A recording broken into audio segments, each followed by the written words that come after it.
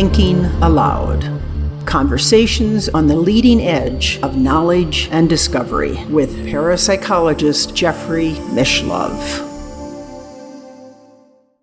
Hello and welcome. I'm Jeffrey Mishlove. Today, I'm going to return to the list of questions that was posted by viewers from our YouTube live stream that took place on October 11th. The truth is, I still have more than 30 pages of questions that I haven't yet addressed, so it could keep me going for quite a while.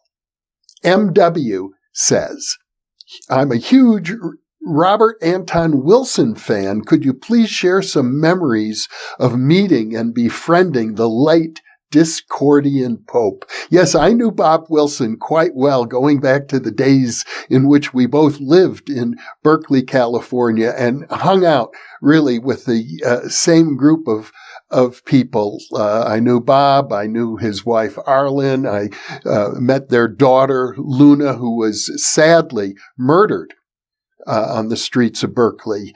And as I recall, they had her body, at least her head, as I think it was, frozen in the hope that she could be revived someday. I'll share another memory. One day I was standing on a street corner. I think it might have been Shattuck Avenue and Bancroft, something like that in Berkeley. And Bob happened to walk up just coincidentally at the same street corner. I said hello to him and I said, "Oh, Bob, I've been expecting you." And he looked at me. His eyes were wide open. I was joking, but he thought I was serious, that somehow synchronistically I knew he would be there. I thought that was a funny moment. Travis Smith says, I got abducted by aliens and implanted, and now I can remote view. I hate it. What do you think about the human rights violation caused by these interactions with the sentient one? And yeah, you know what, Travis? I can't tell if you're responding tongue-in-cheek or seriously, but in any case, it is. To abduct people, to rape people anally, as Whitley Strieber claims. He still takes medication because of some sort of an anal probe. It's a violation. As far as I'm concerned, it is a violation. And I don't quite agree with Whitley when he says, you know, we should enter into a state of communion with these beings who are violating our rights. It almost sounds like what you hear from people who have been subjected to abuse. Sculpture asks, in spite of the overwhelming evidence collected by Dr. Ian Stevenson, the late Dr. Ian Stevenson, on reincarnation being the machinery of the universe, why have scientists not taken the phenomenon seriously? Very good question, Sculpture. And I would have to say the reason is because most scientists implicitly accept the materialistic paradigm upon which our technology is based, and it's sort of the implicit paradigm behind the bedrock of science's physics. Well, you see, I don't think physics should be the bedrock of sciences, but since it's considered to be such, and since it is based on the idea of materialism, scientists who subscribe to that worldview just have very little room in their consciousness for dealing with reincarnation. So ultimately, I think it's the materialistic paradigm that needs to be seriously challenged, the way people like Bernardo Kastrup, who has been interviewed many times on New Thinking Aloud, have done. Jip Atkinson asks, when will you do another karaoke video, Jeffrey? And my thinking about it is Jip, that I'd like to do at least one more before the end of the year. I'm thinking maybe to celebrate the holidays. And it's even occurred to me, I wonder if it's possible to have some kind of a group karaoke event, a live stream where viewers could contribute karaoke as well. I don't know how that could be done, but it's a thought. It's an interesting thought. I bet I'm not the only one who enjoys karaoke. The RFM says, do you think there is a way for a Nietzschian split of society a la Ubermensch and Untermensch that doesn't abandon a Christian morality structure where those with the will to power lend a hand to the meek? Gee, that's a fascinating question. Do I think there's a way for that to happen? It's, I imagine that there is. It's not really the way I think of things. I don't normally think in Nietzschean terms, and I don't normally think in sociological terms very often. But when it does come to society, I'm a very big follower of the writings of the sociologist Pitirim Sorokin, who, in fact, I will be probably before this InPresence monologue is released, you will have heard my discussion about Sorokin's great book, The Ways and Power of Love. And Sorokin advocates something along the lines that you're describing there. And I'm in favor of anything that Sorokin advocates. I really am. Vonnie B. says, I'm in chemo for non-Hodgkin lymphoma. Is there a guided spiritual imagery you can recommend? And yes, Vonnie, we have posted a guided imagery meditation, and I'm going to link to it right now. In fact, we've posted a few. So I'm going to link to at least 2 different guided meditations for healing. I hope they help you. James Preval says, imagine a world where advanced ET technology was recovered, back-engineered, kept secret from the public for over half a century, and were to be disclosed to the public tomorrow. What would happen? If we had a massive disclosure tomorrow regarding ET technology, well, I think most people would go about their lives. Most people are not concerned about major advances in technology. Most people are concerned with bread and butter issues. So I personally under the opinion that if such a revelation were to occur, society would adjust.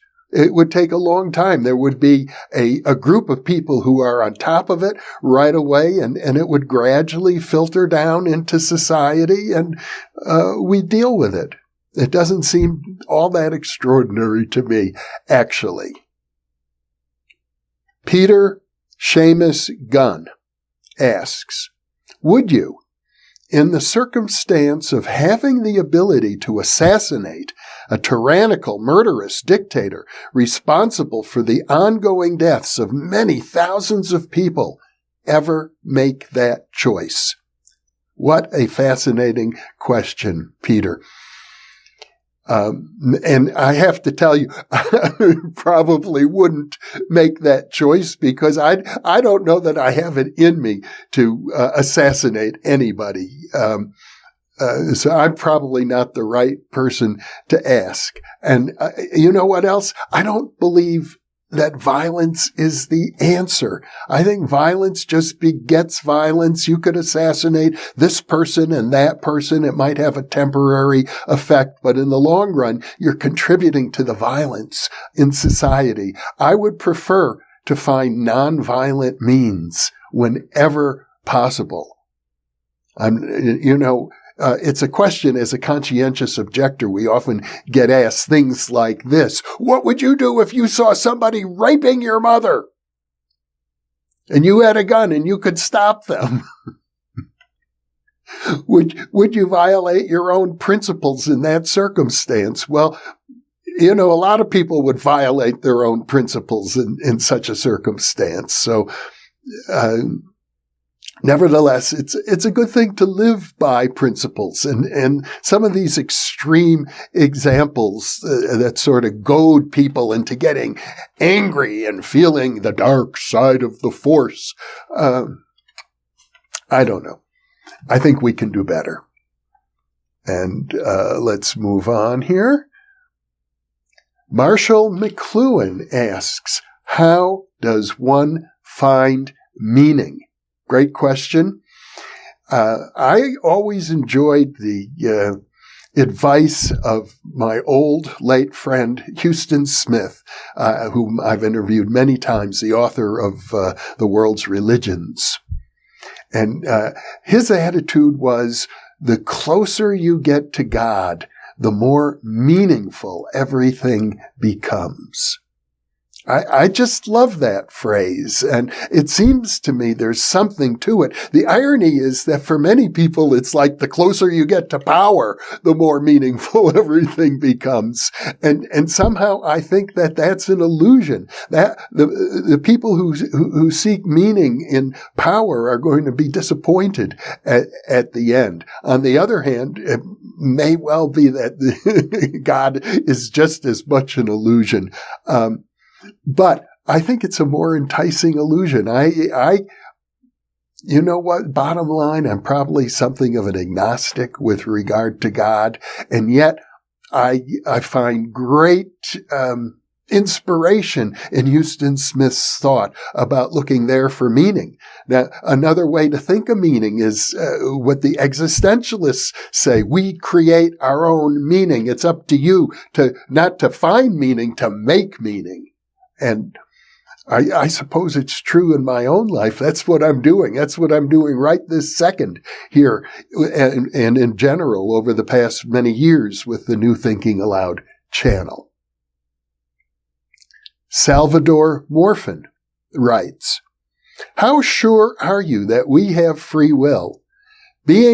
Beings composed of synapses that are programmed to past recollection, influenced by macro and micro probabilities, could free will be an illusion? Salvador, yes, it could be an illusion, but it's a very strong illusion, and there are different ways to define free will. Obviously, there are many sources of influence upon our behavior, physical, biological, sociological, psychological. We're under all of those influences, but none of them are necessarily definitive, except, we have to breathe. We have to have water. There are certain things that we cannot live without. But I think I like the definition of free will that says if you're taking an action of your own choice, nobody is forcing you to take that action, then you might as well consider it free will, regardless of what other causal factors might be involved. Well, because this is an InPresence monologue, and I like to keep them, generally speaking, under 15 minutes, I'm going to close now, but I still have over 30 pages of questions, so I plan to come back. Let me say a couple of things, though, in closing. One of them is that we have a free weekly newsletter for New Thinking Aloud viewers, and it contains all sorts of information I think you will find both informative and inspiring, and it also includes previews of the videos to be released in the upcoming week. You can subscribe for free by going to our foundation, newthinkingaloud.org. And remember, aloud is spelled A-L-L-O-W-E-D, and New Thinking Aloud is all one word.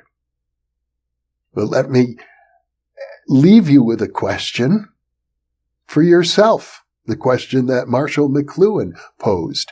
How do you find meaning in your life? Thank you for being with me.